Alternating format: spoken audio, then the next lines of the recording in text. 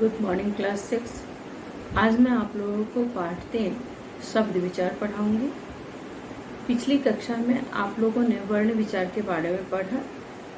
वर्ण विचार के अंतर्गत क्या क्या आते हैं उसके बारे में पढ़ा और आज हम पढ़ेंगे शब्द विचार के बारे में। ठीक है, तो सबसे पहले तो आपने ये जाना कि भाषा बोलते समय हम ध्वनियों का प्रयोग करते हैं। मतलब जब भी हम कुछ बोलते हैं तो हमारे मुख से ध्वनियाँ निकलती हैं।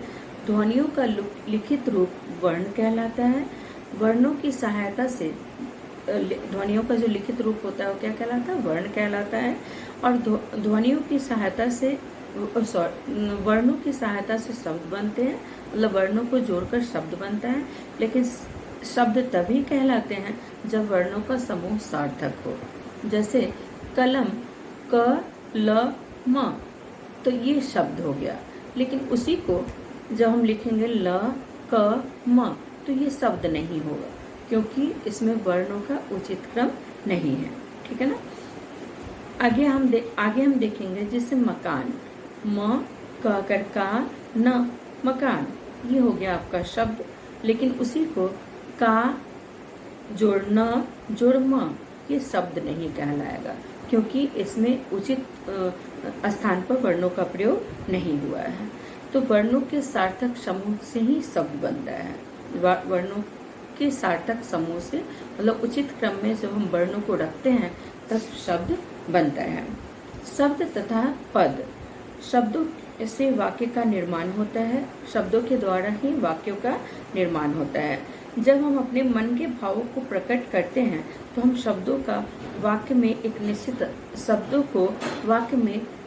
एक निश्चित स्थान पर रखते हैं, अन्यथा वाक्य का अर्थ ही बदल जाता है। अगर उचित स्थान पर हम शब्दों का प्रयोग नहीं करेंगे तो वाक्य का अर्थ बदल जाएगा। ठीक है, उस वाक्य के बारे में मतलब कभी उचित अर्थ वो नहीं देगा। जैसे एक गिलास में पानी लाओ। ठीक है ना, एक गिलास में पानी लाओ। गिलास में एक पानी ले आओ। एक गिलास में पानी लाओ, मतलब इसमें शब्दों को उचित स्थान पर रखकर प्रयोग किया गया है, तो ये सही वाक्य बना है। लेकिन उस तरह दूसरे वाक्य में गिलास में एक पानी ले आओ, गिलास में एक पानी ले आओ।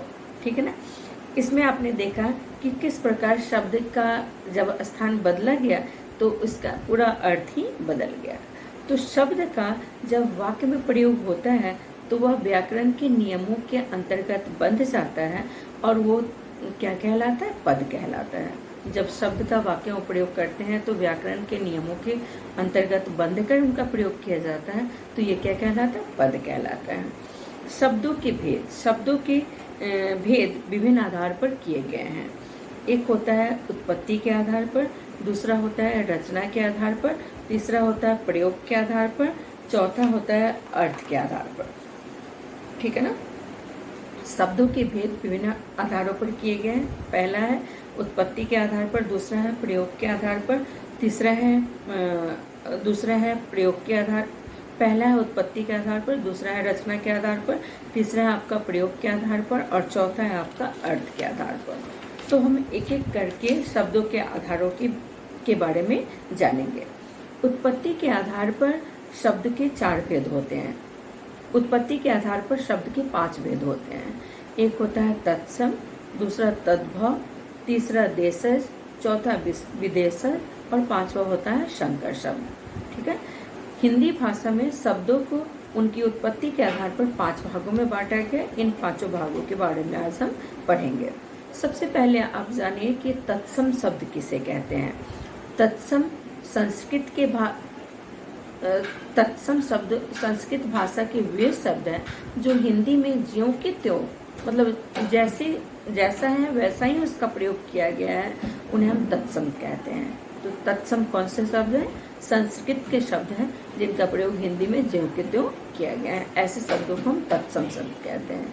जैसे पुष्प हो गया, वृक्ष हो गया, जल हो गया, दुग्ध हो गया, घृत हो गया, कर्म हो गया आदि। ठीक है ना। ये कौन से शब्द हो गया? तत्सम शब्द। अब है तद्भव, जो शब्द संस्कृत भाषा से हिंदी में अपने रूप बदल कर प्रयोग किए जाते हैं उन्हें हम तद्भव शब्द कहते हैं। तो संस्कृत से हिंदी में वे अपने रूप बदलकर इनका प्रयोग हिंदी में किया जाता है। उन्हें हम तद्भव शब्द कहते हैं। जैसे दुग्ध से दूध हो गया, आम्र से आम हो गया, घृत से घी हो गया, क्षेत्र से खेत हो गया, कर्म से काम हो गया आदि। ठीक, तो ये हो गया आपका तत्सम और तद्भव के बारे में आपने जाना। तत्सम कौन से शब्द होते हैं? संस्कृत के वैसे शब्द जो हिंदी में ज्यों के त्यों प्रयोग किए जाते हैं, मतलब इनका रूप नहीं बदलता है, जैसा है वैसा ही प्रयोग किया जाता है, उन्हें हम तत्सम शब्द कहते हैं। तद्भव शब्द संस्कृत के वे शब्द जो हिंदी में अपने रूप बदलकर प्रयोग किए जाते हैं, हिंदी में इनका रूप बदलकर प्रयोग किया जाता है, उन्हें हम तद्भव शब्द कहते हैं।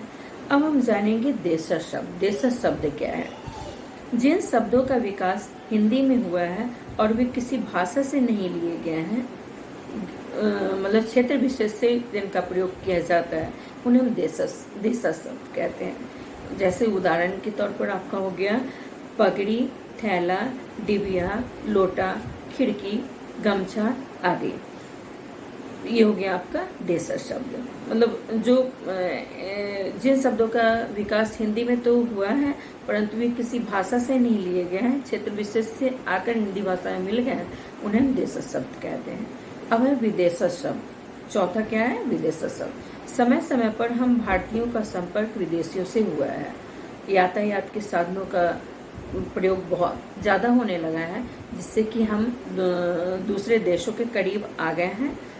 विश्व में अनेक स्थान पर हम जाने लगे हैं, तो उनकी भाषाओं का हम अपने भाषा में उनका इस्तेमाल, उनके शब्दों का हम अपने भाषाओं में प्रयोग करने लगे हैं। उनके संपर्क में आने से हमारी भाषा पर भी बहुत प्रभाव पड़ा है तथा अनेक विदेशी भाषाओं के शब्द हिंदी में आ गए हैं, जिन्हें हम विदेशज शब्द कहते हैं। इस प्रकार जो शब्द विदेशी भाषाओं से हिंदी में प्रयोग में आने लगे हैं, उन्हें हम विदेशज शब्द कहते हैं। जैसे अंग्रेजी से देखिए, प्रतिदिन प्रयोग में आने वाले स्कूल हो गया, कॉलेज हो गया, गैस हो गया, पेंसिल हो गया, पोस्ट कार्ड हो गया, डॉक्टर हो गया, मशीन हो गया, ये सभी अंग्रेजी के शब्द हैं, लेकिन हिंदी में ये सामान्य तौर पर प्रयोग किए जाते हैं, तो ऐसे शब्दों को हम विदेशज शब्द कहते हैं। फ्रेंच से आपका हो गया कूपन हो गया, कर्फ्यू हो गया, जैकेट हो गया, कारतूस हो गया, हिंदी में सामान्य रूप से इनका प्रयोग किया जाता है।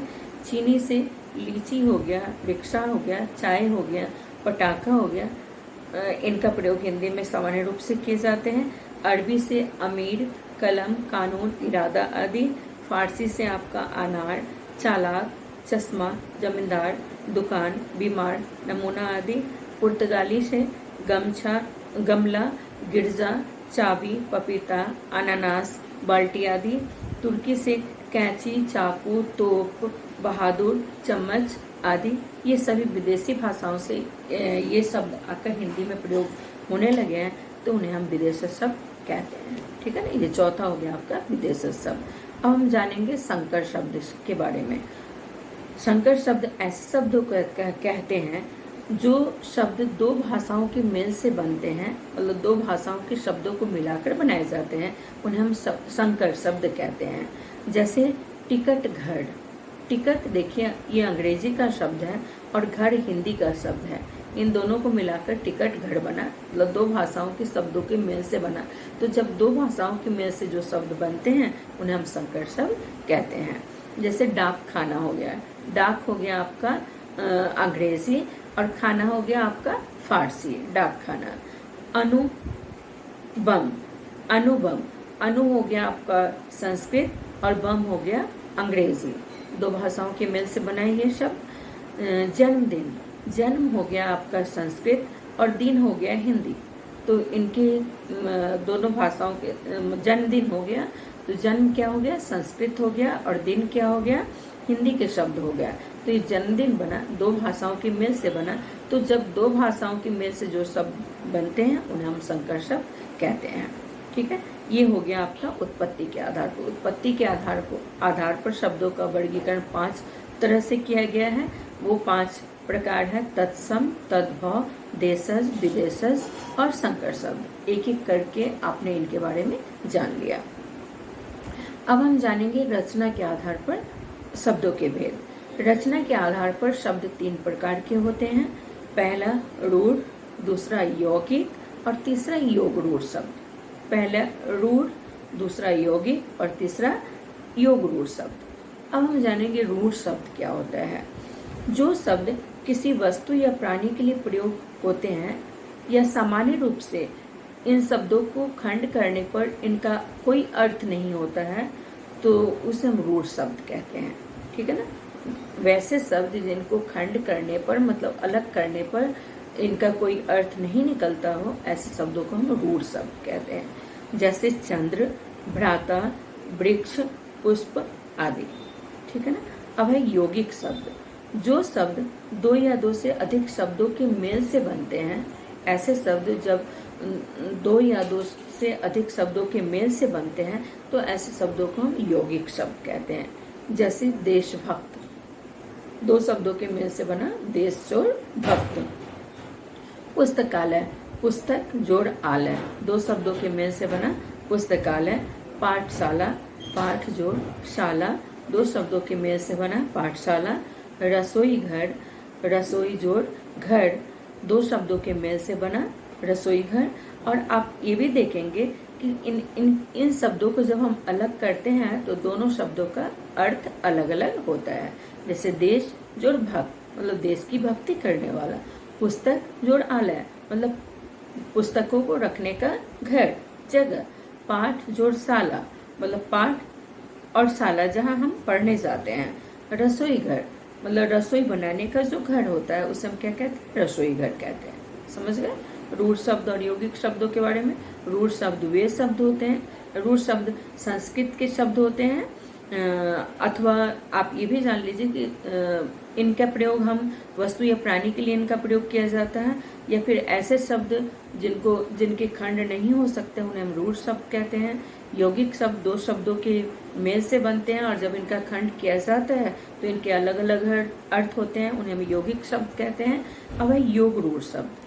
जिन शब्दों में रूढ़ तथा यौगिक दोनों प्रकार के शब्दों की विशेषता हो, अर्थात जो शब्द 2 या 2 से अधिक शब्दों के मेल से बने हो पर किसी अन्य अर्थ की तरफ संकेत करते हो, ऐसे शब्द जो योग तथा रूढ़ तथा यौगिक दोनों की भांति हो परंतु ये दूसरे अर्थों की तरफ लक्षित हो मतलब दूसरे अर्थ की तरफ संकेत करते हो, ऐसे शब्दों को हम योग रूढ़ शब्द कहते हैं। जैसे पंकज, पंक जोड़ ज, पंक का मतलब होता है कीचड़ और ज का मतलब होता है जन्म लेने वाला। पंकज अर्थात क्या, कमल। पंकज का मतलब क्या हो गया, कमल। हिमालय, हिम जोड़ आलय, हिमालय अर्थात एक विशेष प्रकार का पर्वत, विशेष पर्वत है। तो कीचड़ में जन्म लेने वाली हर चीज को हम पंकज नहीं कहते हैं। पंकज का मतलब क्या होता है, कमल होता है। पंकज शब्द कमल जो कि एक विशेष प्रकार का पुष्प है के लिए रूढ़ हो गया। उसी प्रकार हर बर्फ का पर्वत हिमालय नहीं होता, यह भी एक पर्वत विशेष का नाम है। इसी प्रकार अन्य योग रूढ़ शब्द जैसे दशानन हो गया, 10 है आनंद जिसके दशानन अर्थात रावण। पीताम्बर, पीत है अंबर जिसके अर्थात विष्णु और श्री कृष्ण। जलज, जलज मतलब जल में जन्म लेने वाला, जलज मतलब कमल। ये हो गया आपका योग रूढ़ शब्द। ठीक है, ये हो गया रचना के आधार पर। रचना के आधार पर शब्द के 3 भेद होते हैं, रूढ़, यौगिक और योग रूढ़ शब्द। अब हम जानेंगे प्रयोग के आधार पर। प्रयोग के आधार पर शब्द 2 प्रकार के होते हैं, विकारी शब्द और अविकारी शब्द। पहला है विकारी। विकार का मतलब होता है परिवर्तन और अविकारी का मतलब होता है जिसमें किसी भी तरह से किसी प्रकार का कोई बदलाव नहीं आया, कोई परिवर्तन नहीं आया, उसे हम अविकारी शब्द कहते हैं। विकार का अर्थ है परिवर्तन। हिंदी भाषा में कुछ शब्द ऐसे होते हैं जिनमें लिंग, वचन, कारक और काल के कारण परिवर्तन हो जाता है, ऐसे शब्दों को हम विकारी शब्द कहते हैं। जिन शब्दों में लिंग, वचन, काल आदि के कारण परिवर्तन हो जाता है, बदलाव हो जाता है, ऐसे शब्दों को हम विकारी शब्द कहते हैं। जैसे संज्ञा, आपका लड़का लड़की लिंग के अनुसार है आपका, लड़का पुल्लिंग है, लड़की क्या है स्त्रीलिंग है, तो ये लिंग के अनुसार हो गया। सर्वनाम मैं, हम, वचन, मैं सर्वनाम में इसका प्रयोग होगा मैं और हम, ये वचन के अनुसार, मतलब एक वचन है तो मैं हो गया, और हम है तो ये हो गया आपका बहुवचन। विशेषण ये कारक के कारण इनका रूप बदलता है। क्रिया, क्रिया का रूप काल के अनुसार बदलता है, मतलब वर्तमान काल, भविष्य काल, और वर्तमान काल, भूतकाल और भविष्य काल के अनुसार, ठीक है ना। ये विकारी रूप हो गया। अब है अविकारी। जिन शब्दों का रूप कभी नहीं बदलता वे ज्यों के त्यों को प्रयोग किए जाते हैं, ऐसे शब्दों को हम अविकारी शब्द कहते हैं। जो क्रिया विशेषण वाले शब्द होते हैं, क्रिया विशेषण संबंध बोधक, समुच्चय बोधक, विस्मयादि बोधक और निपात, ये शब्द अविकारी होते हैं। मतलब किसी भी कारण इनमें कोई बदलाव या परिवर्तन नहीं होता है, इसलिए हम इन्हें अविकारी शब्द कहते हैं, ठीक है। ये अब चौथा जो रूप है वो है अर्थ के आधार पर। अर्थ के आधार पर हिंदी के शब्दों को दो भागों में बांटा गया है। अर्थ के आधार पर शब्द कितने प्रकार के हो गए? दो प्रकार के। एक हो गया सार्थक और दूसरा हो गया निरर्थक। जिन शब्दों का कोई निश्चित अर्थ हो, मतलब जो शब्द निश्चित अर्थ देते हो, उन्हें हम सार्थक शब्द कहते हैं। जिन शब्दों का कोई निश्चित अर्थ नहीं हो परंतु सार्थक शब्दों के साथ उनका प्रयोग किया जाता है, उन्हें हम निरर्थक शब्द कहते हैं। जैसे सार्थक शब्दों का वर्गीकरण, मतलब सार्थक शब्दों को कई भागों में बांटा गया है। एक है एकार्थी, दूसरा है अनेकार्थी, तीसरा है पर्यायवाची, चौथा विलोम शब्द, और पांचवा समश्रुति भिन्नार्थक शब्द। एकार्थी, जिन शब्दों का एक निश्चित अर्थ होता है और वे किसी अन्य अर्थ में प्रयोग नहीं किए जाते हैं, मतलब एक निश्चित अर्थ होता है और किसी अन्य अर्थों में उनका प्रयोग नहीं किया जाता है, उन्हें हम एकार्थी शब्द कहते हैं। जैसे नदी, बर्तन, पेड़ आदि। अनेकार्थी, जिन शब्दों के एक से अधिक अर्थ होते हैं उन्हें हम अनेकार्थी शब्द कहते हैं। जैसे अर्थ, अर्थ का मतलब धन भी हो गया और अर्थ का मतलब हो गया। अर्थ का मतलब अर्थ माने धन हो गया और अर्थ माने मतलब तुम्हारे इस बात का क्या अर्थ है, मतलब तुम्हारे इस बात का क्या मतलब है, ठीक है। तीर, तीर हो गया, मतलब एक तीर का मतलब होता है नदी का किनारा, और धनुष का जो बाण होता है उसको हम तीर कहते हैं। तो तीर का दो अर्थ हो गया। ये हो गया आपका अनेकार्थी शब्द। अब है पर्यायवाची शब्द। वे शब्द जो एक ही अर्थ को व्यक्त करते हैं उन्हें पर्यायवाची शब्द कहते हैं। पर्यायवाची शब्दों को हम समानार्थी शब्दों के नाम से भी जानते हैं। जैसे पानी, पानी का अर्थ होता है जल, बाड़ी, अम्बु, मतलब जल, बाड़ी और अम्बु पानी का पर्यायवाची है। आकाश का पर्यायवाची होता है आसमान, गगन, नभ, मतलब आसमान, आकाश का पर्यायवाची क्या हो गया? आसमान हो गया, गगन हो गया और नभ हो गया। फूल का पर्यायवाची आपका हो गया कुसुम, सुमन, प्रसून, ये फूल के अनेक नाम हैं। सूर्य का पर्यायवाची आपका हो गया सूरज, रवि, आदित्य आदि, ठीक है ना। ये सूर्य का पर्यायवाची हो गया, ठीक। ये हो गया आपका पर्यायवाची शब्द। अब है चौथा विलोम शब्द। विलोम का अर्थ होता है जो ऐसे शब्द जो उल्टे अर्थ देते हो, मतलब विपरीत अर्थ देते हो, उसे हम विलोम शब्द कहते हैं। जैसे ऊंचा का नीचा, कच्चा का पक्का, दिन का रात, कठिन का सरल आदि। अब है समश्रुति भिन्नार्थक शब्द, मतलब ऐसे शब्द जो सुनने में एक समान लगते हो लेकिन उन शब्दों में थोड़ा अंतर हो, सूक्ष्म अंतर हो, उनको हम श्रुति सम भिन्नार्थक शब्द कहते हैं। मतलब सुनने में एक समान लगते हो लेकिन अर्थ अलग देते हो, मतलब थोड़ा अंतर हो, तो उसे हम श्रुति सम भिन्नार्थक शब्द कहते हैं। जैसे और का मतलब होता है तथा, जैसे रामा और श्याम बाजार जाएंगे और पिताजी बाग की ओर गए हैं। ओर का मतलब होता है तरफ, मतलब दिशा, ठीक है। दिन का मतलब होता है दिवस, आज कौन सा दिन है। और दिन मतलब होता है गरीब। आज मेरे घर एक दीन व्यक्ति आया था, मतलब मेरे घर एक गरीब व्यक्ति आया था। आसमान का मतलब होता है आकाश, आसमान का रंग नीला होता है। और असमान।